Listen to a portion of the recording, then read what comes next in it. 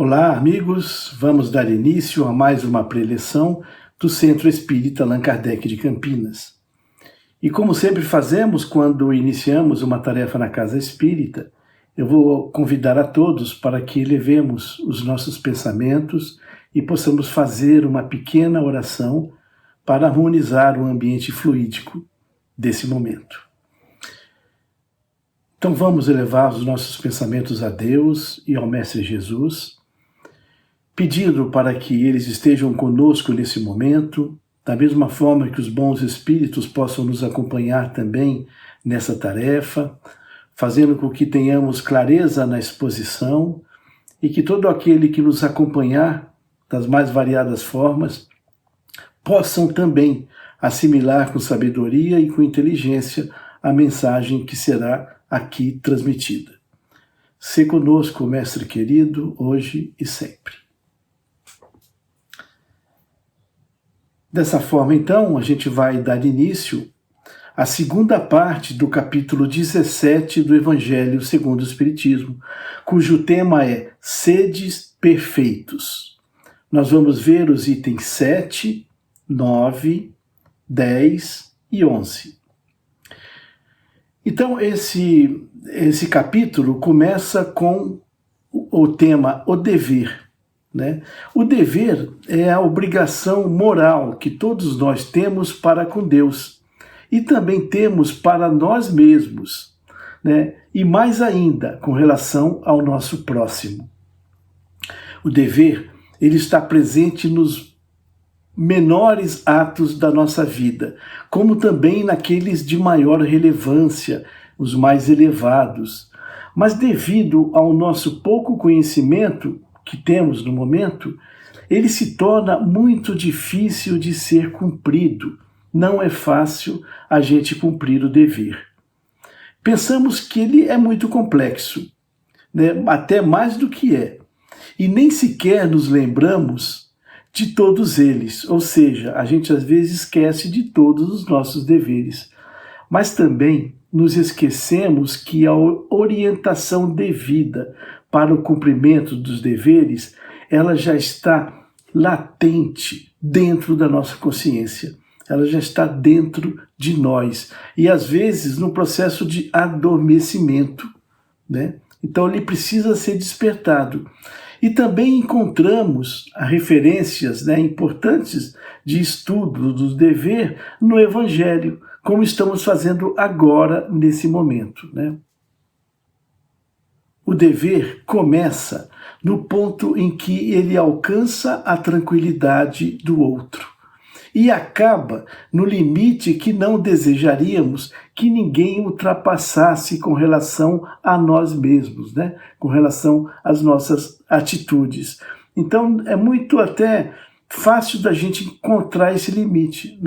Quando eu começo a incomodar o outro, eu estou alcançando o início do limite. E quando o outro começa a me incomodar, também eu começo a perceber que o limite está sendo ultrapassado. O dever, ele nunca acaba. Ele cresce da mesma forma que cresce a nossa evolução moral. E o nosso dever com relação ao Criador sempre existirá. Então não haverá nenhum momento na nossa vida, mesmo próximo da eternidade, que a gente vai ficar livre dos deveres, porque sempre a gente vai estar com obrigações para alguém, e principalmente para com Deus. É essa mensagem que esse item deixa no Evangelho. De certa forma, nós nunca seremos totalmente livres, porque o próprio modo de convivência humana faz com que a gente tenha limites e deveres sempre. Sempre a gente vai estar condicionado a isso. O Evangelho continua falando dos superiores e dos inferiores. Algumas pessoas possuem uma posição de autoridade na vida atual, e outras possuem fortunas. Algumas possuem as duas coisas, isto é, elas são ricas, né? Possuem a fortuna e também possuem a autoridade, né? Mas a gente não pode esquecer que esses dois elementos são ferramentas de aprendizado que Deus nos oferece e que cada um, né, em algum momento, terá, né, que prestar contas do que fizer com esses dons, né? A riqueza, a fortuna e também a autoridade. Analisando algumas pessoas e os seus comportamentos, nos parece que ter autoridade é uma coisa muito boa, é um privilégio, né? Que estar na liderança, dar ordens, mandar, é algo assim bacana, né? Bom, né? E nos torna poderosos, distintos, nos proporciona riquezas, bens. Não é verdade? A gente não pensa assim de alguma maneira, né? Quantas pessoas se candidatam, por exemplo, a um cargo público em busca de benefícios próprios, às vezes sem a mínima preocupação com aqueles que os elegeram, né, que fizeram com que ele pudesse ter essa experiência, né, de participar, de executar um cargo público, né? Às vezes desconsiderando que o eleitor espera dele uma luta pela melhora social e política. Essa bandeira de luta, que às vezes é a base de uma campanha, é rapidamente esquecida, uma vez que eles sejam eleitos. E eles se mostram ainda como verdadeiramente são, muitas vezes esquecendo de todos aqueles que os elegeram, que os colocaram ali. Essas pessoas, em algum momento de suas vidas, terão que prestar contas. E às vezes não é nem pelo mal que elas causaram, mas pelo bem que deixaram de fazer. Pois ter uma autoridade exige também comprometimento pelo bem-estar do outro. É uma permissão que Deus oferece, que a gente exerça, por exemplo, a autoridade. E se Ele permite que a gente faça uso disso, teremos que prestar contas para ele. Prestar contas para Deus do que fizermos com a nossa autoridade. Deus mostra que a autoridade ela é fugaz, temporária, passageira, pois segundo a sua vontade, ele a retira quando bem lhe convier. Se a autoridade fosse um privilégio, uma condição única da pessoa que exerce, né, ela seria inalienável. O que é uma coisa inalienável? É que ela sempre vai nos pertencer. Ela não pode ser nos tirada, né, não pode ser cedida. E ninguém pode dizer, entretanto, que uma coisa lhe pertença, quando ela pode ser tirada, né, sem o seu consentimento a qualquer momento. Como acontece com a autoridade, com a riqueza. Então a gente nunca vai poder dizer que ela nos pertence.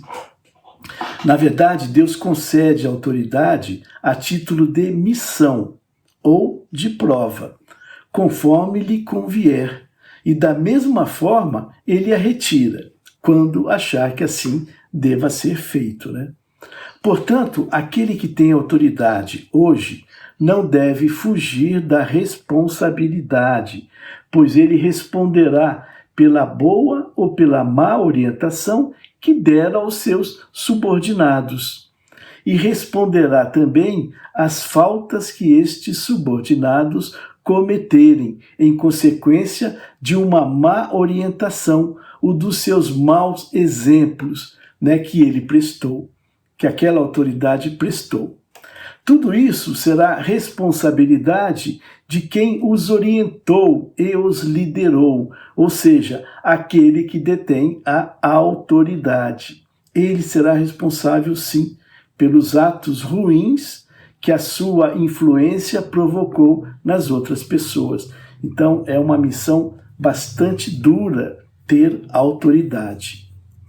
Todo o homem tem sobre a terra uma pequena ou uma grande missão, e qualquer que ela seja, sempre ela será dada por Deus para o bem. Desviar do seu propósito, do seu sentido, é fracassar no cumprimento dessa tarefa. Então, quando a gente vê grandes líderes se perdendo nas suas atuações, são fracassos, né, que eles tiveram no exercício dessa atividade. Se o superior, então, tem dever como uma autoridade, né, o inferior também tem um dever a cumprir. Ou seja, aqueles que são subalternos, que estão no outro lado, também têm obrigações, né, a cumprir. Se aquele que se encontra hoje numa condição de inferioridade e ele for espírita, a sua consciência lhe dirá que não está dispensado de cumprir esses deveres, mesmo que o seu chefe não os cumpra, né? Não cumpra os deveres dele. Porque essa pessoa sabe que não deve pagar o mal com o mal e que as faltas de uns não autorizam a dos outros. Então a gente tem consciência que a nossa obrigação é cumprir a nossa tarefa que nos foi ordenada, por exemplo, pelo nosso chefe, da melhor forma que a gente puder, com atenção, com carinho, com dedicação. Aquele que sofre e tem consciência do seu sofrimento, ele sim entenderá que tudo que lhe aconteça no momento pode ser efeito dos arranjos da lei de justiça, de amor e de caridade, que hoje procura corrigir os nossos débitos do passado. Então, muitos dos problemas que nós temos hoje foram originados lá no passado. E as dificuldades pelas quais passamos são oportunidades para que a gente corrija esse desequilíbrio que nos foi causado, né? Se ele é obrigado, então, a suportar essa posição inferior por falta de uma oportunidade melhor, o Espiritismo lhe ensina, né, a resignação como uma prova da sua humildade, né, que é necessária para o seu adiantamento. Então, às vezes, ocupar uma posição inferior é uma forma de humildade que a gente tem que exercitar para evoluir espiritualmente e moralmente, né? Numa palavra, ele é guiado pelo sentimento do dever que a sua fé lhes inspira e a certeza de que todo desvio do caminho correto será uma dívida que a gente vai ter que pagar mais cedo ou mais tarde. Então, se a gente cometer os erros simplesmente por cometê-los, um dia nós teremos que corrigir esse erro, né? Queira a gente que isso aconteça ou não. E essa correção pode ser agora ou no futuro. Não existe pressa para isso, já que nós temos o quê? A eternidade pela frente. Então não importa o tempo, uma hora a gente vai precisar corrigir esses problemas. Então melhor seria não cometê-los. Melhor seria tomarmos cuidado com as nossas ações.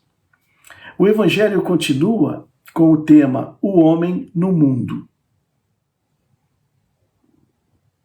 É muito difícil para todos nós, por tudo que já vimos acima, ter uma conduta digna e ética, principalmente nesses tempos modernos, né? Mas é nossa obrigação manter dentro de nós sempre presente o sentimento da piedade, para que possamos auxiliar aquele que mais precisa e para com isso também merecermos a assistência dos bons espíritos para conosco, evitando que os pensamentos fúteis e banais perturbem a nossa harmonia.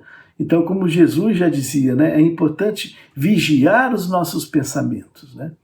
Agindo dessa forma, os bons espíritos poderão se aproximar de nós, nos auxiliando nessa tarefa do exercício da caridade e da justiça. Devemos, entretanto, né, evitar a busca descontrolada das coisas espirituais, pois não queremos e nem podemos viver uma vida mística e de fanatismo, que poderá nos manter fora das leis da sociedade em que estamos vivendo. Devemos, sim, viver como vivem os demais homens do nosso tempo, participando da vida cotidiana, da vida rotineira e dos problemas que atingem a todos. Claro que tudo isso sob a ótica das boas maneiras e os ensinamentos espíritas da boa conduta. Então, isso é muito importante. Nós não podemos nos isolar do contexto social em que vivemos. A gente precisa interagir com tudo o que acontece ao nosso redor, para que possamos até ter a oportunidade da reflexão, de discernir o que é bom e o que é ruim. E isso é um treinamento que nós precisamos desenvolver. E se a gente se isolar do convívio da sociedade, a gente vai estar perdendo essa oportunidade de exercitar o discernimento, o entendimento do que é bom e o que é ruim. Devemos estar sempre alegres e contentes, mas com a alegria de uma boa consciência e a certeza de quem sabe que se não estamos bem no presente, no futuro estaremos melhor. Então, sempre acreditando que se as coisas não estão bem agora, pela própria lei do progresso, ali no futuro próximo, as coisas estarão melhores. Então, vamos confiar nisso. O homem que vive isolado, por sua vez, ele não teria como exercer a caridade, pois estaria separado do contato social e das dificuldades do ambiente em que ele habita. Somente no contato com os nossos semelhantes, nas lutas mais difíceis, ou seja, vencendo as dificuldades, é que essa pessoa, encontrará a ocasião de praticar a verdadeira caridade. Aquele que se isola, portanto, priva-se de uma forma voluntária do mais poderoso meio da busca da perfeição. Se o homem tiver que pensar somente em si, a sua vida será como a vida de um homem extremamente egoísta. Então precisamos iniciar o pensamento de forma coletiva para as nossas ações. Para que a gente possa viver em constante comunicação com os bons espíritos, não precisamos ter uma vida de privação, de tristeza, nem será preciso se entregar às penitências, aos flagelos. Basta tentar se melhorar, conhecendo os nossos erros, esforçando para colocar em prática os ensinamentos deixados pelo Cristo. Então, já faz parte do passado aquele pensamento de que eu precisava me flagelar para corrigir meus erros. Isso não existe, não é necessário. Basta que a gente se esforce, sim, para voltar às condutas eficientes, que a gente estará dando um grande passo em busca do aprendizado e do entendimento. O Evangelho continua mais um pouquinho, e fala do item 11 de cuidar do corpo e cuidar do espírito. Será que a gente precisa cuidar do corpo, e também do espírito? Então, para que o nosso espírito possa viver bem e se movimentar, o corpo precisa estar sadio, precisa ter saúde, precisa ter disposição e precisa estar vigoroso. Para que isso aconteça, cada um de nós precisa cuidar do seu corpo. Devemos amar a nossa vida e a nossa ligação com a espiritualidade.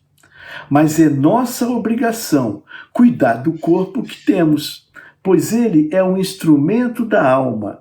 Sem o corpo, a gente não conseguiria continuar encarnado, evidente. Então, o não cuidar das necessidades que o corpo precisa, por força da própria natureza, é desconhecer as leis divinas. Então, é uma obrigação a gente cuidar do nosso corpo, Deus deu ao homem a inteligência. E através do estudo, a medicina avançou muito e está preparada para cuidar dos males do nosso corpo.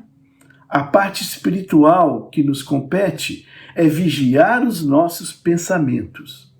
Não é preciso, então, castigar o nosso corpo pelos erros das nossas escolhas.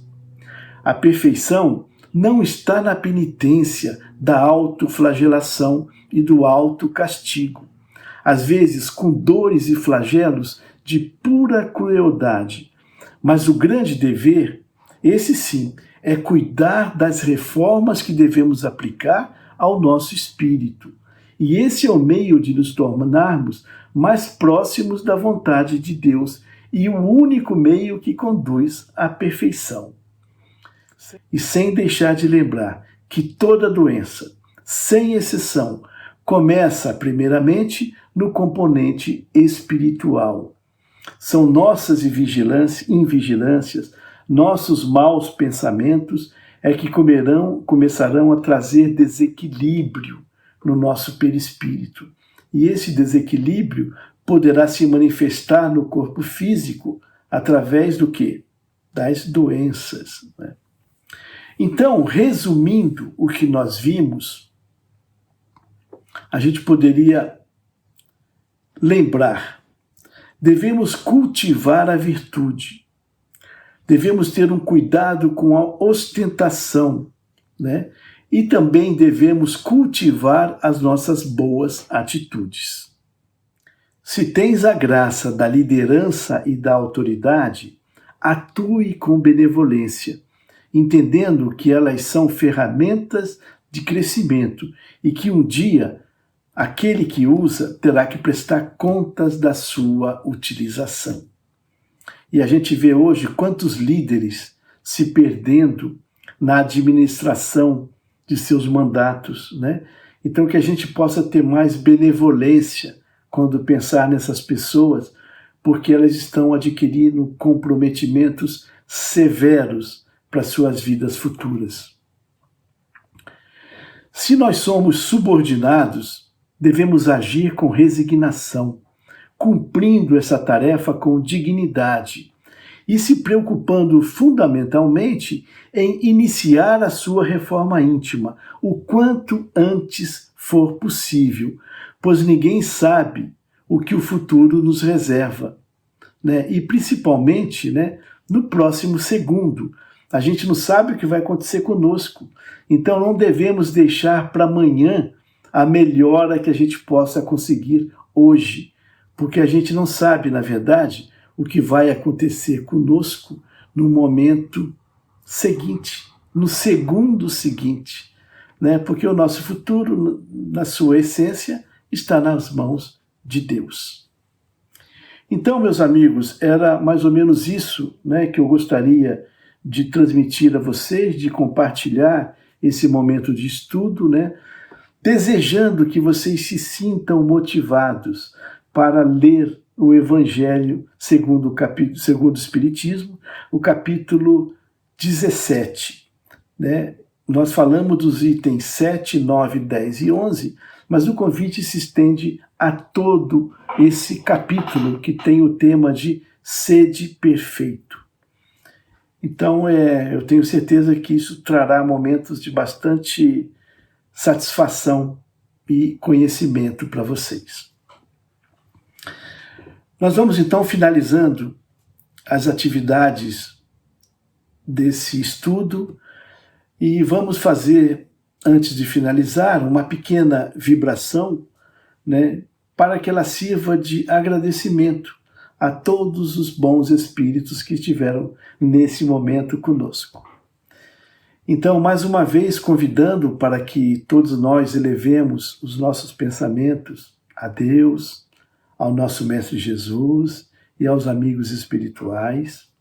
Nós vamos agradecer pela oportunidade e, nesse instante, né, com o pensamento uníssono, né, em harmonia, pensar naquelas pessoas menos afortunadas, aquelas que estão em desespero, aquelas que estão abandonadas, aquelas que estão desiludidas, às vezes num leito de hospital, às vezes numa casa de detenção, às vezes nas ruas, embaixo dos viadutos, às vezes abandonadas na sua própria casa.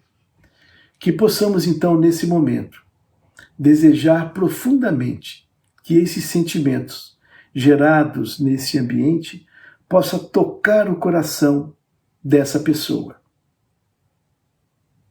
trazendo a solução do problema, se for permitido, ou que isso sirva de fortalecimento, de resignação, de perseverança, para que ela continue na luta, né, entendendo que pela própria lei do progresso, o dia de amanhã será melhor que o de hoje. E não há mal que perdure para sempre. Se a gente tiver força de vontade e perseverança, uma hora esse mal será finalizado.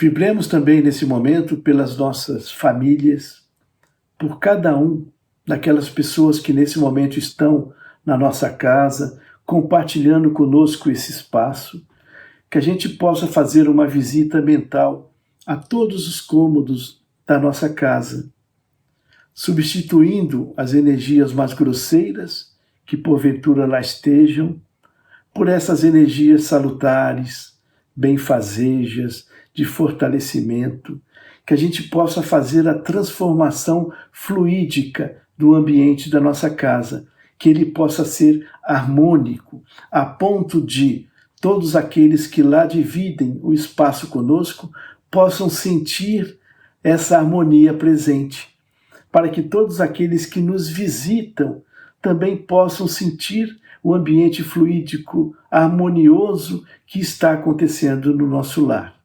E mais do que isso, que a gente possa conservar esse ambiente dessa maneira, através dos nossos bons pensamentos e através das nossas boas atitudes. Que possamos, então, ter adquirido um conhecimento apropriado, motivação para a continuidade dos estudos e que a gente possa sempre contar com a presença do Mestre querido no nosso coração, em todos os dias da nossa jornada. Dessa forma, então, estamos finalizando a preleção de hoje, né, desejando prosperidade e sucesso para todos. Até o nosso próximo encontro.